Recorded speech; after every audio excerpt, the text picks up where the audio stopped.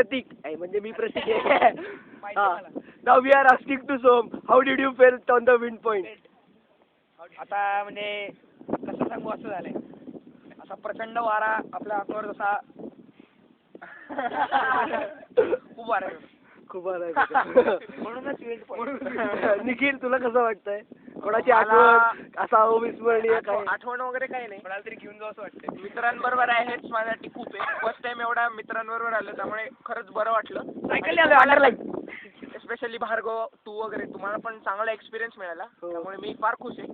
तुम्हाला कसं वाटलं आता तुम्ही सांगा. आता आपल्या विको पावडर कडे जाऊ. विंड पॉइंटला खूप मज्जा आली. विंड पॉइंटला खूप मज्जा आली.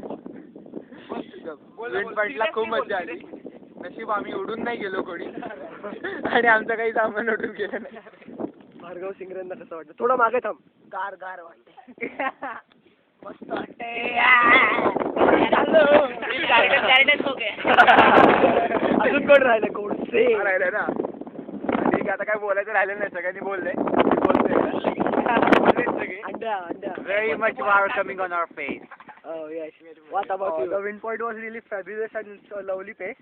It had a lovely pace. The wind had a lovely pace.